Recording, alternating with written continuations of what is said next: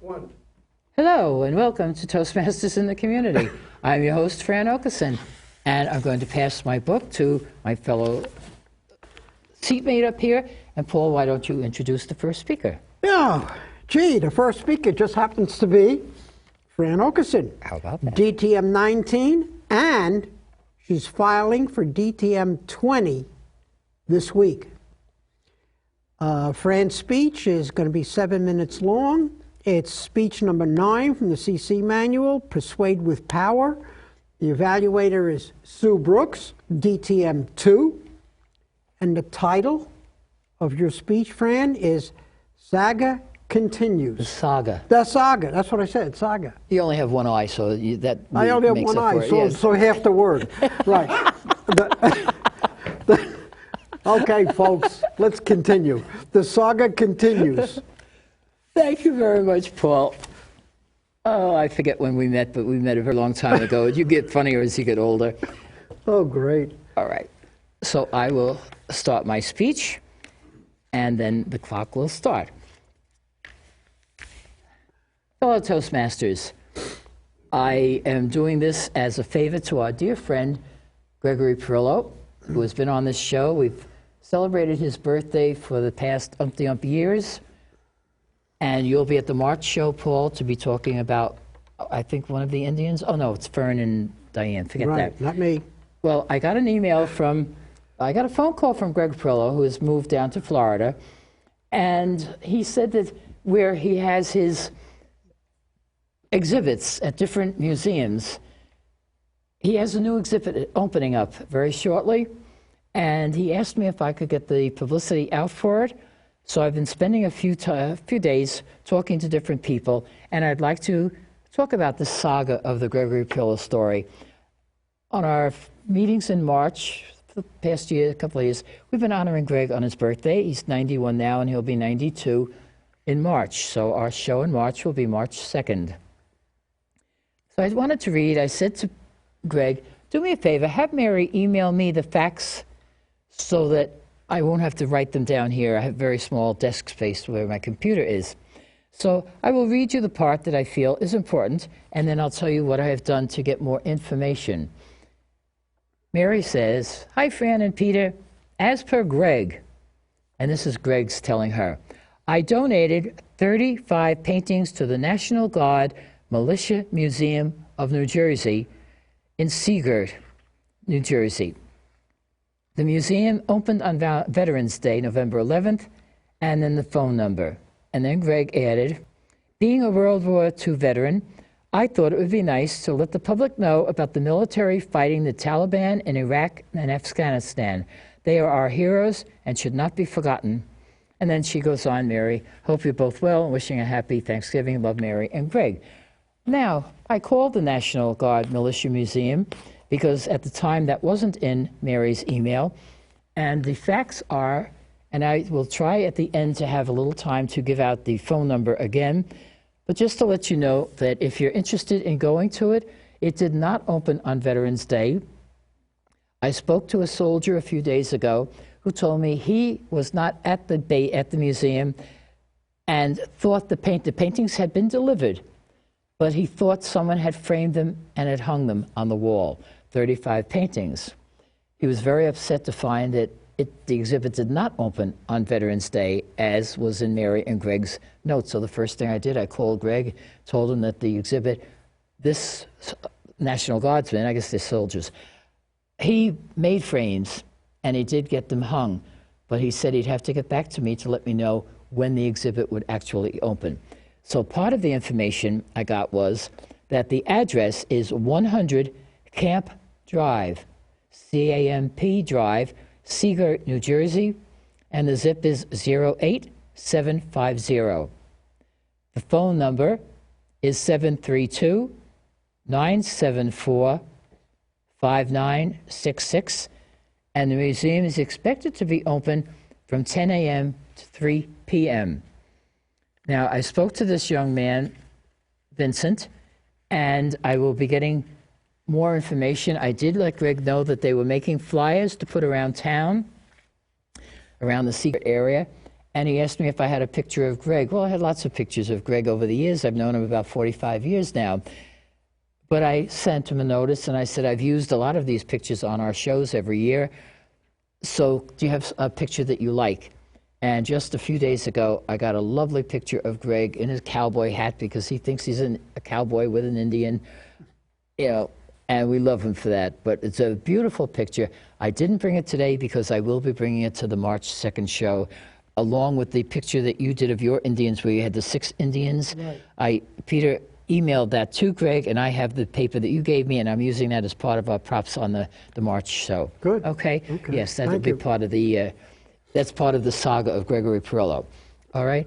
So the point is that Greg had an opening a few years ago at the Holmdel Museum in Holmdel, New Jersey, and Joan Maurizio was asked to do some calligraphy work, and the opening painting, when you walk in, is a soldier climbing the hill, and there's Joan's writing up in the corner in calligraphy. Of course, he called me and he said, do you know a printer? And it worked out, he didn't want a printer, he wanted somebody to make fancy printing. Right. So I brought Joan to his house, and that was history, and that's hanging in the museum permanently. Nice. So, yes, very so this, nice. Yes, so this in Seagirt will not be a permanent thing. It will be until if they have it up for a couple of months, I don't know. But if anyone wants to email me, my email is at the end of the program, and you can email me if you're interested in getting any more information, or otherwise just call the museum or look it up on Google. You can find almost anything on Google. So I think this is very worthwhile. This would be, I guess, the militia or the National Guard people that he's looking into. The other one was the Vietnam. Mm-hmm. I have something that I've been working on, trying to return a bracelet to the family of a soldier, American soldier, who was captured by the Vietnam in 1970. And that's going to be my 40th High Performance Leadership Project that I've been working on. I have my committee. Gregory is part of the committee. And I'm going to see if I can put this bracelet in the hands of some family member. So I wore it today, but I put it back in my pocketbook. But that'll be an upcoming speech. I'm looking forward to seeing it. Someone in the family. My father was in the Merchant Marines in World War II. My husband was in World War II in the Army. In fact, he went to Japan the day war was declared over. They were on the ship going to Japan. And my daughter, a couple of days out of high school, she went into the Navy. And so I'm surrounded by military people. So we will talk more about this, and maybe we'll have someone who went to the Seagirt Museum who might like to come and talk about what they saw there. That would be nice. Moving right along, but I hope you'll all make an attempt to go and see it. All right, let's move on with the rest of the show. Oh, Lord, now poor Rachel is the only one on 3 cameras because Kevin is our next speaker, isn't he? Oh, Raphael. Oh, I'm sorry. I'm so used to having the people that... Hello, Raphael. You're new to us. Yes, hello. Sometimes we make mistakes, but, you know, Toastmasters are not perfect people. Exactly. We do make mistakes. Yes, we do. Practice makes perfect. Don't agree so well. Yes, we do. Yeah. I'm glad you're a Toastmaster, and I didn't know Sue when she said, I have a friend who would like to give a speech on the thing, and she didn't give me your rank. You are an advanced communicator bronze and an advanced leader bronze. So actually, you're not a newbie. No. So you understand, even at meetings, can be mistakes. Just a little bit. Well, this is how we learn and grow. Exactly. He's one of the happiest men, I'll tell you. Yes, he is. Always smiling. Yeah, I know. Sometimes you worry about people who are always smiling. So, anyway, let's get him serious, but I hope he'll come back. And your main club is Talk of Monmouth, and we'll see you then. All right, you're doing speech number 5. I love this manual. Communicating on the Internet. And this is training on the Internet. I've given you 7 minutes. Oh, this is where I have to start thinking too. I put myself down to help you out. You need 4 evaluators, because in this speech, it's a speech where the evaluator is not supposed to watch you. You're supposed to give your speech, and we're supposed to be watching you on a video machine. Okay, and then that will base what we see on the video machine. So make sure you stand where you're supposed to and do everything that's right.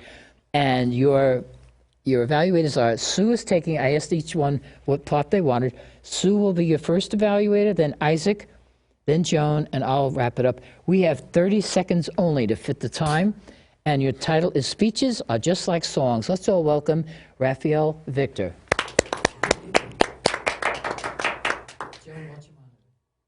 Thank you. All good songs follow a pattern. Our speeches can be crafted in the exact same way. Hi, my name is Raphael Victor, and for the next few moments, I'd like to talk to you about how speeches are just like songs. When we get into a good song, all of them follow a specific pattern. They have an introduction, a chorus, a verse, a second chorus and verse, a bridge, and then they finally close. When we follow that pattern, we could do the same thing with our speeches and have great impact on our audiences and ourselves. When we get into our intro and think of it as the purpose of a song, all of them start with a basic premise. Let's take these 3 songs. All the leaves are brown and the skies are gray. I was working as a waitress at a cocktail bar. I like big butts and I cannot lie. All 3 of these, regardless of the era that they were created in, have one single theme, an introduction that's 10 words or less. We can use that same purpose within our speeches to create maximum effect. We do this by using vivid words, and those words can carry us into the body of our speech. Once we get into the speech, we're thinking about that first verse. Now, we've used the introduction to bring us in. We could still use vivid words to carry our points across in that very first verse, using a story or maybe a small couple of vignettes to get that point across.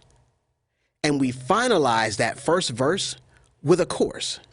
Now, this is going to be a phrase or a statement that carries throughout our speech. I see something in you. Bend less, pull more. I'm still standing. All of these verses, or courses I should say, have impact long after the speech is given. Next, we follow up with our second verse. That second verse is going to follow the first. It's going to be a way to take a bridge from the concepts of the first verse and bring them into the second. So for example, if our speech is, let's say, about challenges as growing up, our first verse and chorus could be something to the effect of, I learned how to crawl. The second verse could talk about what we experienced as a teen as we learned how to walk. We're going to carry those 2 themes and courses and keep building upon those to get to the very next point of our speech. Now, all great songs have what's called a bridge. Now, the bridge is a little bit different in that in this part of the song, sometimes the pace or maybe even the music changes. We can use the same strategy within our speeches to create a connector between the very first part and where we're going to conclude. Now, when we listen to songs on the radio, most songs by Taylor Swift or the Beatles or my favorite, Boys to Men, have a bridge. Now, specifically with the songs from Boys to Men, Michael McCray, who's called Bass, his voice gets real deep. He looks into the camera and he says, baby, you know I forgot to take out the trash last night, but I'll do it tomorrow. It all carries in. He's not necessarily, well, in this part, he is begging. But when we get to our speech and the bridge portion, we're not going to beg. We are going to take the concepts of verses 1 and 2 and then change them, give a change of pace. So let's say for our first 2 verses, we talked about how we overcame problems or obstacles. In that bridge, we're going to use that point to talk about a time we had an obstacle that we failed upon, and then take those concepts and turn them into how we were able to overcome the next time we had that obstacle. Then in our closing is also going to be used to recap everything that we've covered. But more importantly, that closing is going to be a call of action. This is going to be the moment when the speaker guides the audience to do something. Talk to that waitress at the cocktail bar. climb the highest mountain, swim the greatest sea. You're going to make that challenge something relevant and something personal, not only for yourself, but for the audience. You want to leave them with something other than your course of your speech that they could take away and apply to in their own lives. Now, as I said before, our speeches are just like songs. So if you follow these steps of taking an intro, a course, a verse, a bridge, and then a closing, you'll create a pattern and a melody that your audience can listen to in their heads. Thank you. Thank you very much, Raphael. Thank you. Right? Okay. All right. And our next speaker is Kevin. And Kevin, let's see, you're doing speech number 9 today. And, oh, Paul, you're Kevin's evaluator, and I hope he finds a way of getting the manual up here for you. We need some little doggy that'll run around and deliver all these things, right? All right, and you have 7 minutes, Kevin, and this is Persuade with Power.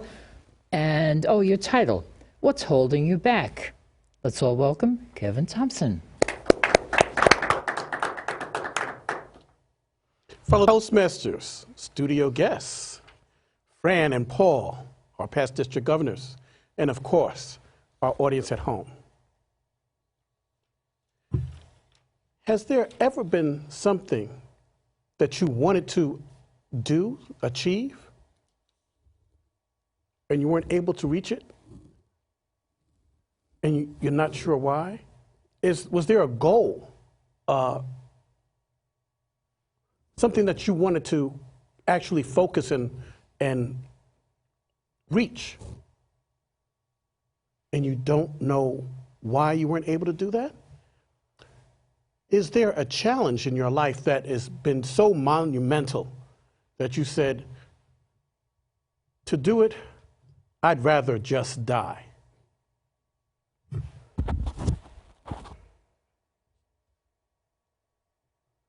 If that's true, then this speech here is for you. Those things that are keeping you from reaching those goals, those things that are keeping you from actually achieving the things that you want to do, is what's holding you back. So let's think about those things that are holding you back. If you were to write these things down, what those achievements are, those goals, those challenges that you wanted to actually make happen, that would be step 1.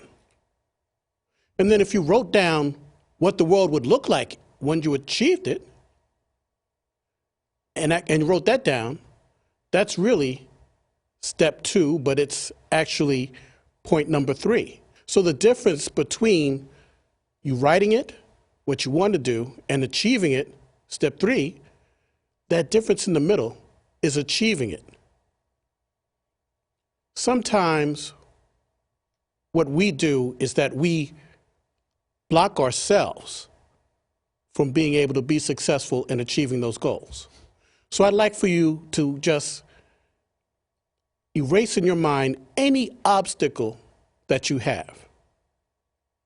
And then write down what are those things, those steps that you think you would have to take to achieve that particular goal, that particular challenge, that particular thing that you wanted to actually make, and remove any obstacle from your mind and just write down all those things that you think that you need to do, all those steps in between before you to reach that goal. Then after you do that, review that list. Take a real hard look at that list. Because in that list, there'll be things that you can actually do today. There's some things that you're going to have to do to prepare for on that list. And on those things that you can do today, you'll mark those off as number 1s. There's some things on that list that you're going to have to take some steps to do, and those you put on number 2s. And there may be some things on that list that are far-reaching goals, and you'll make those number threes. So the number ones are things that you can do right now. So it could be that you want to run a marathon, and the first thing you need to do is to go out and buy some running shoes. And then you need to stretch. And then you need to walk. Why I say walk? Because you need to get your muscles used to actually making movements. And then from walking, you'll start to jog. And then from jogging, you'll start to run. But stretching is important because if you don't, and if you don't stretch, your muscles are going to end up getting tight, seizing, and that's going to prevent you from reaching your goal. But if you hadn't put these things down on a piece of paper, you wouldn't be able to see those things. And by putting them down on a piece of paper and then putting a line through them as you mark off and achieve each one, it provides an opportunity for you to actually see the progress that you're making. And that's the important part of writing it down, so that you can see the actual progress that you're going to make each time you achieve one of those things. So those are your number ones. Your number twos are things that you may have to do in preparation. So the shoes were number one. The stretchings were number one. The actual walking is number two. The jogging could be considered a number two. So then what would be a number three? The number three would actually be establishing mile markers that you had to meet. So if you were going to run the New York Marathon, you may want to start off by running a mile a day. So the New York Marathon is 26 miles, I believe. So that would be in 26 days, you would have actually achieved the length of the marathon. So now we don't want you to take actually 26 days to do the New York Marathon. So you're going to then add those miles together. But you're not going to do it. You're not going to do one, day one, 1 mile, day two, 2 miles, day three, 3 miles, because that would be too much. You're going to work yourself into probably a year or a 2-year period in which you start to build up your endurance to be able to meet those goals and achieve those step threes. That's what's important. So what's holding you back? The answer really is nothing but yourself. And what you need to do is establish what your goal, where you are, what your goal is, the steps that you need to make them, and then number them out, steps 1, step 2, and step 3. Those things are going to be key to actually you achieving them. And what's important more than anything else is actually writing them down and then marking them off as you achieve them, so you can see how much closer you are today to reaching your goal than you were yesterday. Madam Toastmaster. Thank you very much, Kevin. Thank you.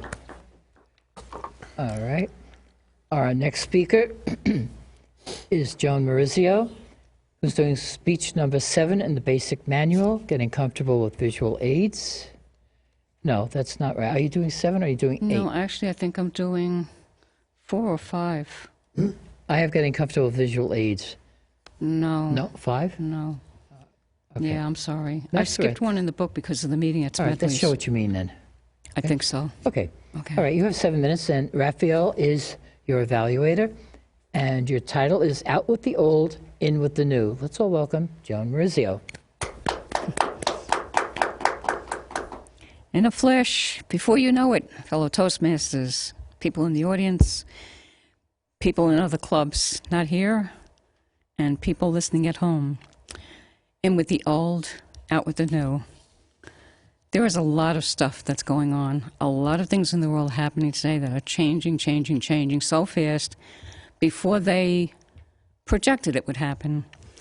And speaking about the new, there's something called epigenetics. And one guy stepped over the boundaries in that, and he created twins by cloning them. He's in a lot of trouble with a few people in the world. But he's smart. He got the permission from his boss to do it, and he did it. And so there are twins that have been cloned. Out with the old. There has been crossbreeding of animals going on for a long time. It's nothing we could do about it. They've already progressed in that. They've mixed different breeds with different breeds. And one of the things I'd like to say is a joke about that. And what happened was they crossed a parakeet and a tiger. They're so worried. They don't know what to do. They're sorry they ever did it because they don't know what to call the animal, first of all. And the other thing is that when it talks, everybody listens. Next, be careful what you say. That's why I joined Toastmasters. I'm always improving, and I don't think I'll ever get to the apex of improvement, but I'll try. You have to be careful what you say, because one young son-in-law was trying to make his mother-in-law feel comfortable, and he said to her, "You can stay here forever. You don't have to go away after the weekend. My house is your house." And she took him up on it. Not just that. When he and her daughter went on vacation, they came back 2 weeks later, and the house was sold. Oh, my goodness. That's horrible. How do you make something like that right? Well, you really don't. You have to forgive them, and then maybe they'll let you move in back with them. But what happened was they had to find out where she lived. And then they said, "I know what I'll do. When she's on vacation," which she did, she went away for a few days, "I'll go in her house, go in the bathroom, fill the tub up 1/3 of warm water, and then throw 25 boxes of Jell-O in. Hopefully it's not red Jell-O, because I think that's very cruel." In that same family, one man told another person in the family, "I've been married for 34 years, and I'm still in love with the same woman. I hope my wife never finds out she'll kill me." And believe me, that's not even a joke, it's true. Now, is there someone in your life driving you crazy? You don't really want to get even, but you'd like to show them a thing or two. Here's 2 simple ways to do it. One is you can send them a fax, a 1-page fax, and on that 1 page at the top you put page 2. It will keep them wondering. The other thing is you can leave a voicemail or a message on their message machine at home. When they're not home, you say, "Hi, it's just me. Forget about the first call," and then hang up. That'll leave them. They'll be checking all their messages in their phone later. Do you have a fear of flying? I do too. I prefer that God give me my wings now instead of maybe, 80 years in the future when I get my angel's wings. Anyway, this is a story, and it probably started out as a real story, and now it's a joke. They were on a plane. The plane went off into the wild blue yonder, and it was great. But then all of a sudden they hit a storm, and there was turbulence, and they were flying up, they were flying down, they were flying sideways. And one little old lady, probably like me, couldn't take it anymore. She said, "Everybody on the plane, pray." And one man yelled out, "I don't know how." She says, "Well, then do something religious." You know what he did? He started a bingo game. They've got to take those bingo signs down from the churches. Beware of those trips to Las Vegas. One lady said that the people are so crazy about getting tips there, they're finding all kinds of ways to get your money from you.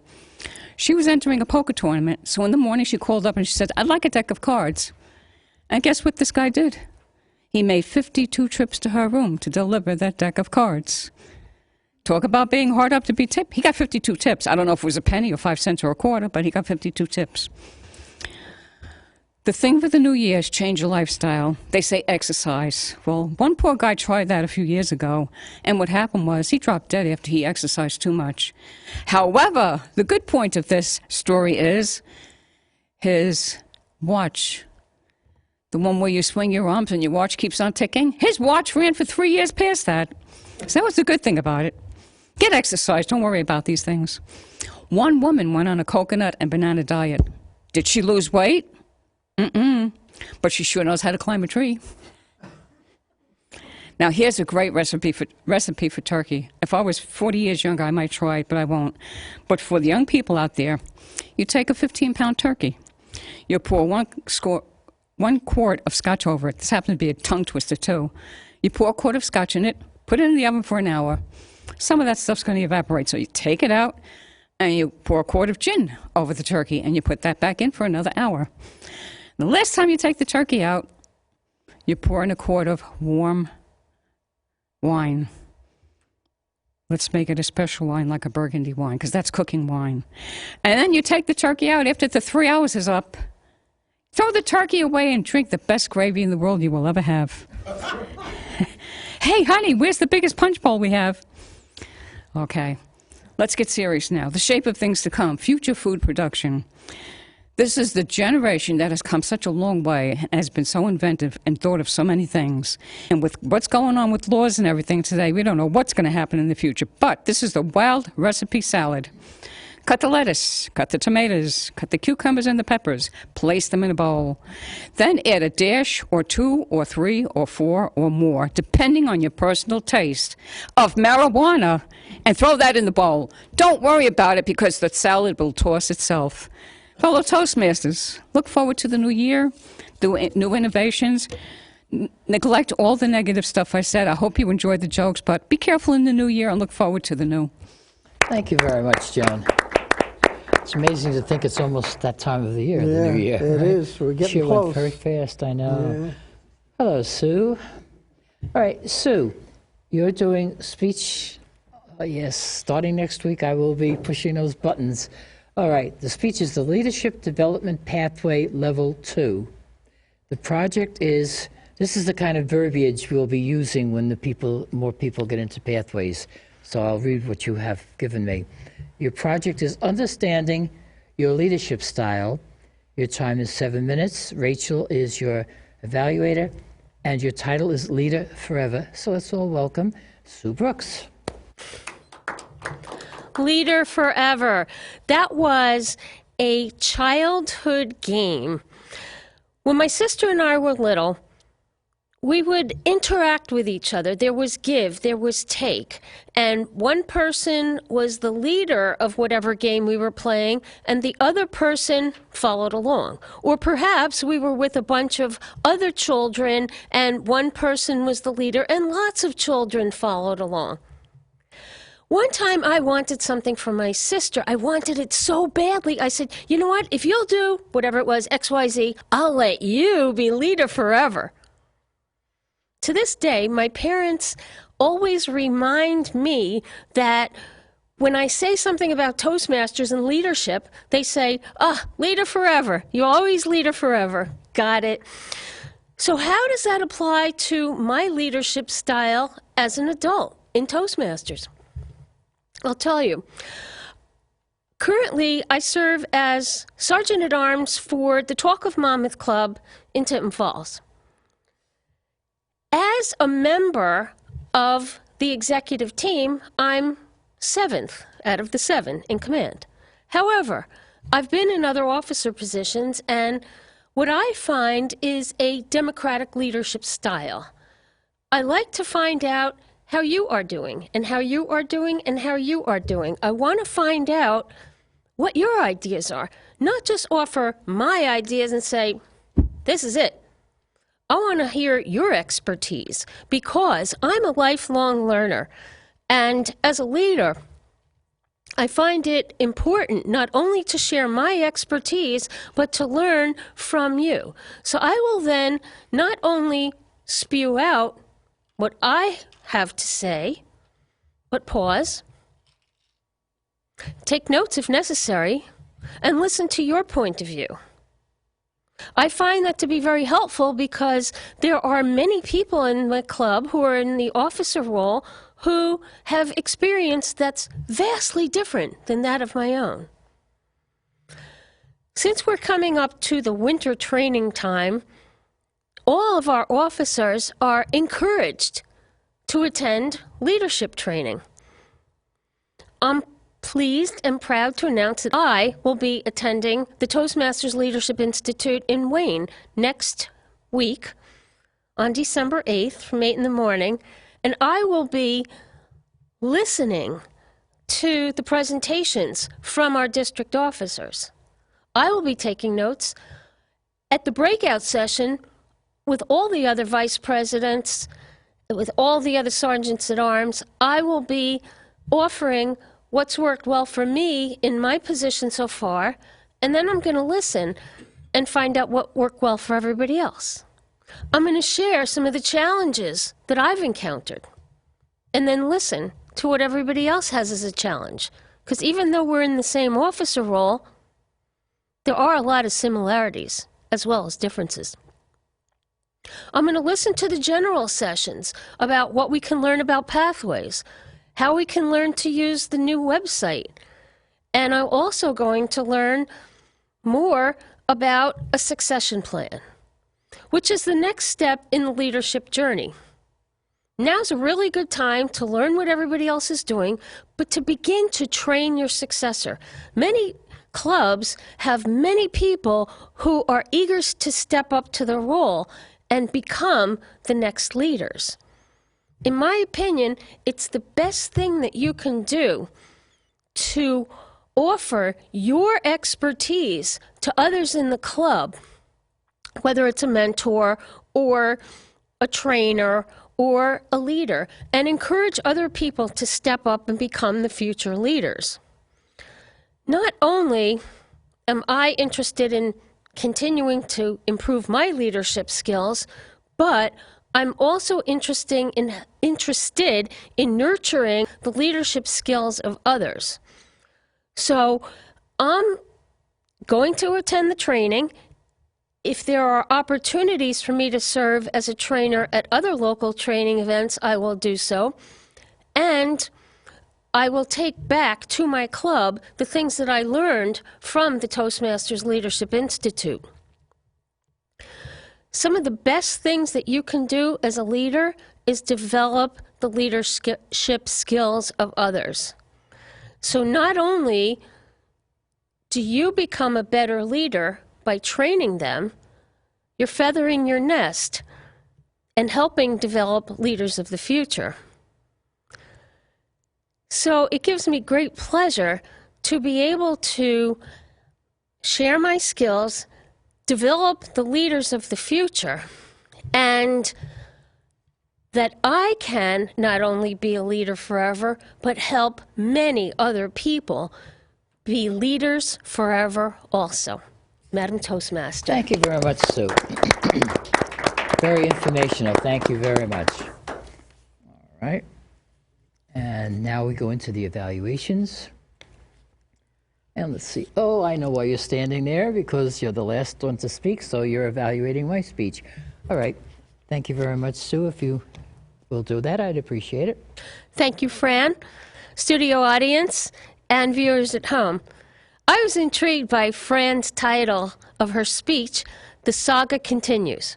First, I thought, well, what saga? What's continuing? And I was pleased to hear that she was going to be speaking about our favorite artist, Gregory Perillo. What I didn't know was the topic that Greg had donated many paintings to the new museum in Seagirt. I knew where Seagirt was. It's not too far from my home, and wanted to hear more about this museum. I thought Fran did a very good job persuading us to learn about Greg, learn about the museum, and his paintings.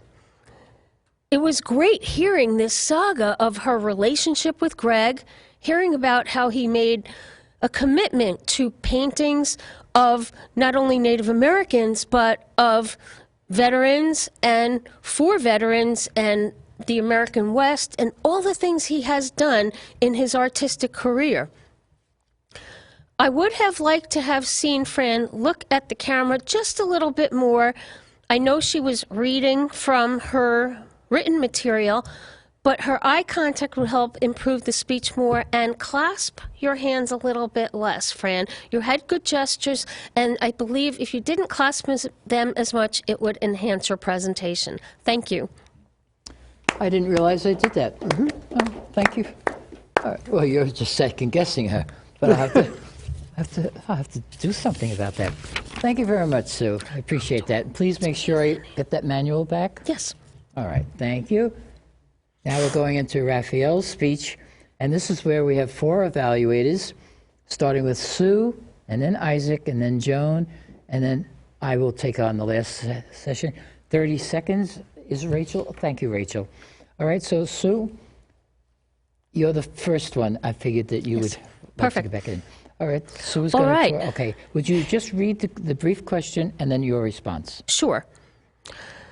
What were the objectives of the training program? How effectively did the speaker fulfill the objectives? Raphael did a great job fulfilling the objectives about telling us how speeches are just like songs. I liked how he drew a parallel between the construction of a song with the opening, the various parts in the middle, and the conclusion. It made an emotional connection with us because many of us respond very well to music, and I like how he told us about obstacles, failure, and overcoming them, and the parallel between a speech and a song. Thank you. Thank you very much, Sue. And now, Isaac, would you read your part? Was the training program organized clearly and logically? Was the audience given the information necessary to accomplish what the speaker wanted done? As my previous colleague evaluator said, yes, it was very clearly outlined, and I absolutely love the parallel between speeches and songs.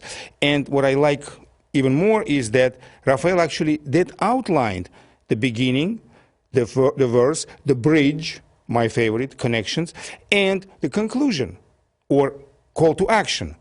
So I actually never thought about parallel between song and speech, but now I will. Thank you. Thank you very much. And now, Joan, your part? Greetings. Comment on the speaker's voice, gestures, and facial expressions. And I said his voice was truly excellent. This is a broadcaster of the future. Mm-hmm. He was limited with his body movement, but I could see his hand gestures at times, so I'm going to give that a pass because he was limited because of the space he was in. But I said his facial expressions were very pleasant, and like Fran said before, he's always got a smile that's beautiful. Were they used with moderation, or do they overpower the viewer? And I said yes, moderation, and never to overpowering. Was the voice modulated in pitch and volume? He was excellent, and like I said, my finality is I agree with them, with everything they said, and he should be a professional broadcaster.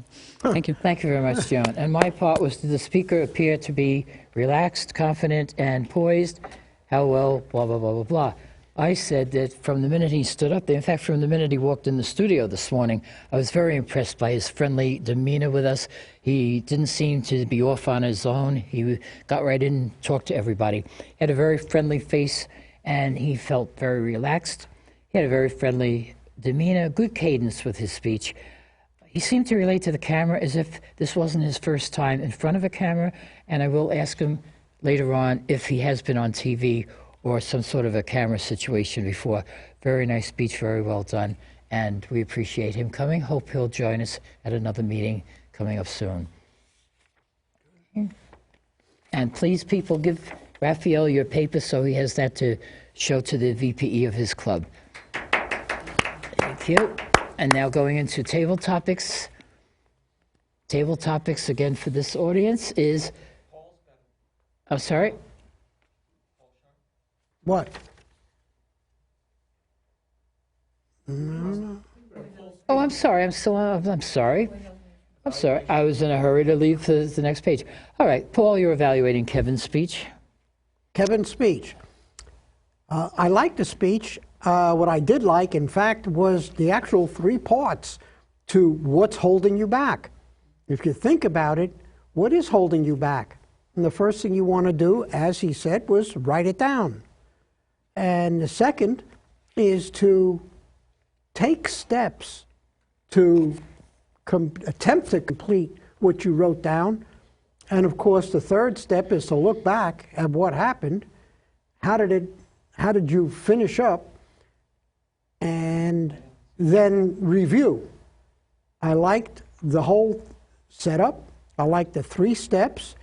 And the idea of what's holding you back. When you get all done, you have found out what did hold you back and solve that in the future so that future events will not be held back. So what's holding you back? He gave a perfect presentation and with the 3 steps to stop holding you back and get you to continue. And I'm going to continue to the next person. Thank you very much. And now Raphael is up there again. We complimented him so well, he's probably bursting at the seams over there. But why don't you tell us what you thought about Joan's speech? Raphael Victor. Great. Thank you. I had the esteemed pleasure to be the evaluator for Joan's speech, and it's actually from Your Body Speaks. As I know Joan was my evaluator, I will give her the same compliments. I know sometimes the podium is a little bit limiting with what you can do, but you did a great job in using your body. The one thing I can say is your voices. You got into certain characters when you talked about the mom and when you talked about the senator. So I could tell just by your voices and your head movement, I could see the mom, I could see the senator, I could see the husband, I could see the person that started bingo because it was religious. So just seeing those actions in you, your body definitely was speaking very well, and that was a great job. The one thing I can say is I noticed you were more leaning towards right hand movement. What I like to see in your next speech is more use of your hands. Like at the very end, you kind of raised both of your hands, and that was the one time that I saw you use both hands in concert together. So that's what I'd like to see for your next speech. Thanks. And you'll have to be here in order to see it. Yes. Thank you, Raphael. And now we go to Sue's speech, and Rachel, you're all over the place, aren't you? I am. It's so dark down there, but I do see you fluttering around to all these positions. All right, you could tell us what you thought about Sue's speech. Well, again, Susan is a very accomplished speaker. She is a DTM too. So she has that ability to just pull everything together, to tell the story, to help us go from point A to point B to point C. So there was a great overview of what leadership's like. She gave us some great examples of her leadership style. She gave us the details as to how that leadership style works and how it can benefit not just Toastmasters, but her family and the other groups that she's involved in. What didn't quite work, or what she may want to work on, is, again, we've heard it here many times today, working with the camera. There is this strange box that we're fixed in because we have to be at the lectern. She needs to be able to learn how to use the space that's in front of us with her hand gestures.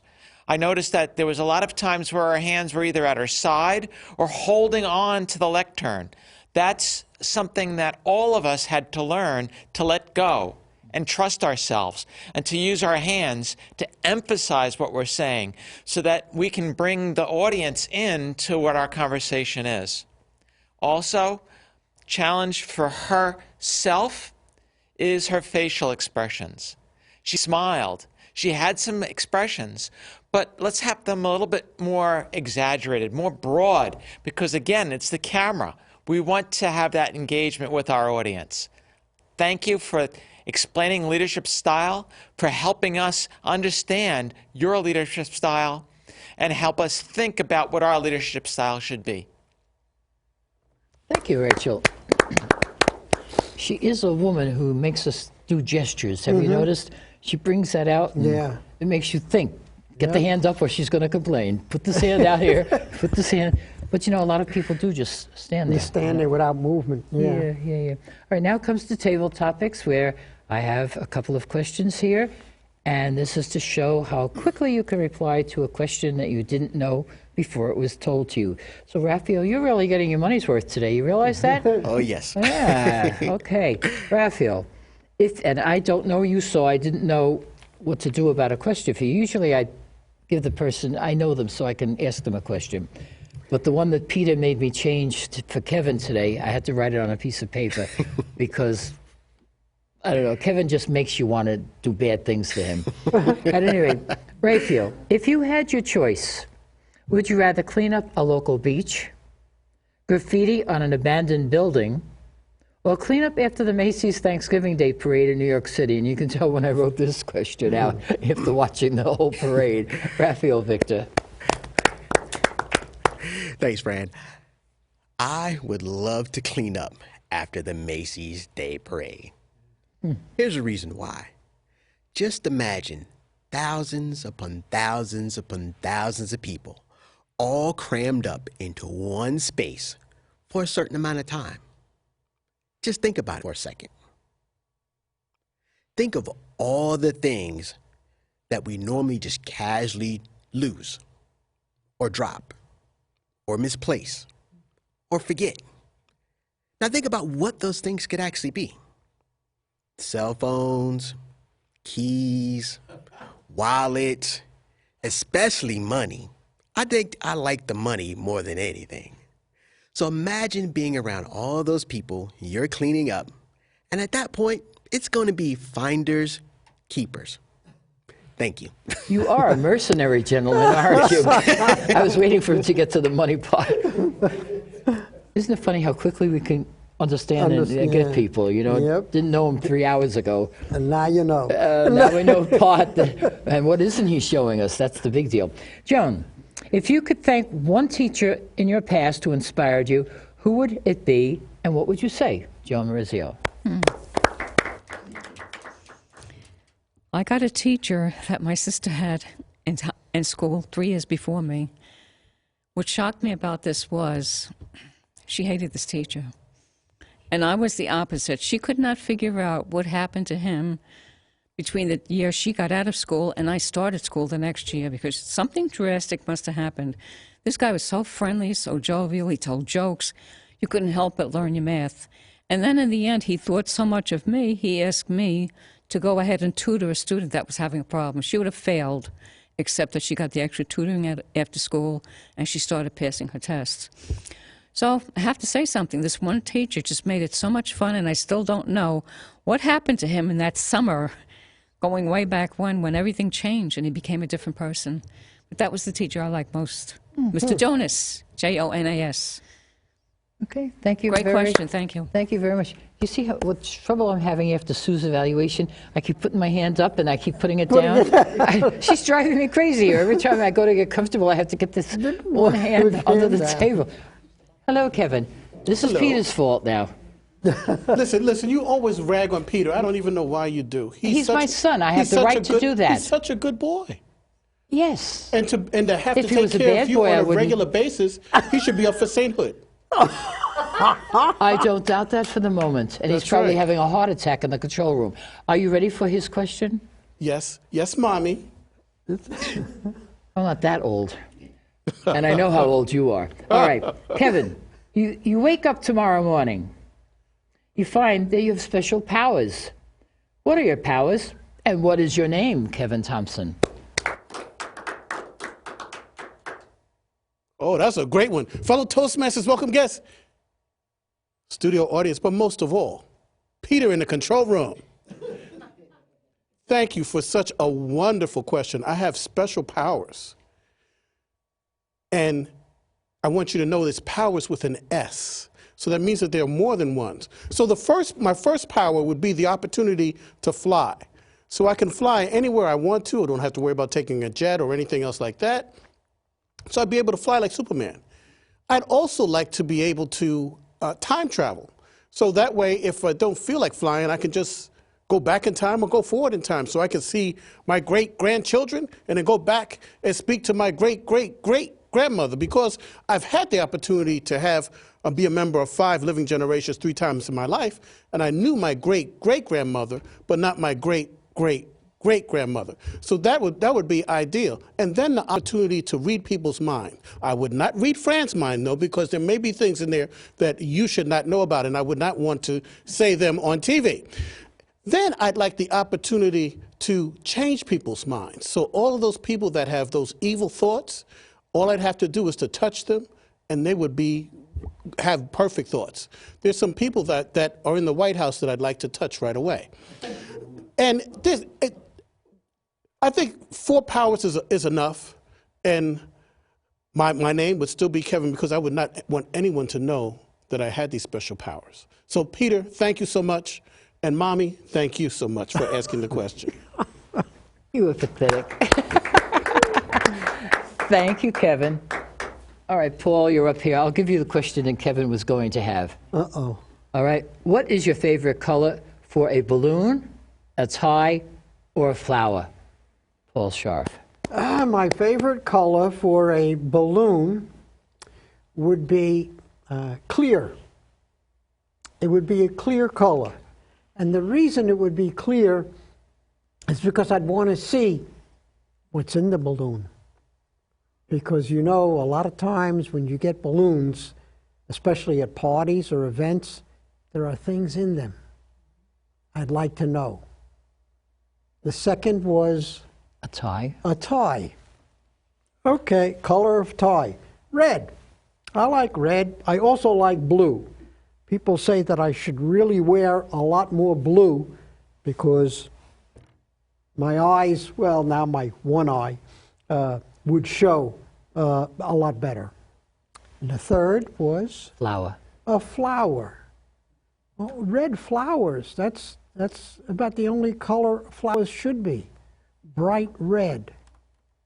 Thank you very much for those wonderful questions. And thank you for speaking so eloquently. And now we have a minute. Who would like to run up to the lectern? If you don't, I'll have to call on somebody, and most of our people left already. Mm-hmm. All Well, right. call on yourself. I don't feel like doing that, so tell us about wheels. About wheels. Wheels. Oh, wheels are wonderful, especially when all four of them are working, because then the car is going to go where it's supposed to go. You see, if wheels have a problem, like one of them is flat or not turning properly, your car is not going to go where you want it to go. So please, make sure your wheels are turning and are round, because round turning wheels will get you a lot better and a lot faster and a lot further than square, flat wheels. Very nice, but you didn't talk long enough. I'm sorry. I know. Take your wheels and make sure when you talk about wheels, when I talk about wheels, I have to talk about the fifth wheel. Okay. All right. Did I hit it? Yeah, we're just about ready, so we'll Okay. just banter about the next meeting. Are you going to be here? Our next meeting will be January 5th. Why it'll shouldn't probably I be there January 5th? I'd just like to know your schedule. I don't live with you. I don't even My live in New schedule? Jersey. My schedule says I'll be anywhere you want me to be. And you're going to send me all your speech information within like the next 2 weeks? Do you mean I'm going to give a speech? That's usually what we do at Toastmasters. Oh, that's right. We Isn't do. that what we do? All right, I'll have to think about a speech. Okay, well, start. Maybe I could talk about the left eye. The left eye? Yeah, that will be a nice, short, sweet speech, and I'll be done. Okay, very good. Let's all wish everybody a happy Christmas that's coming up. Hanukkah, I believe, is tomorrow. I Yes, it think. is. Okay, you should have brought that. You're a good Jewish man.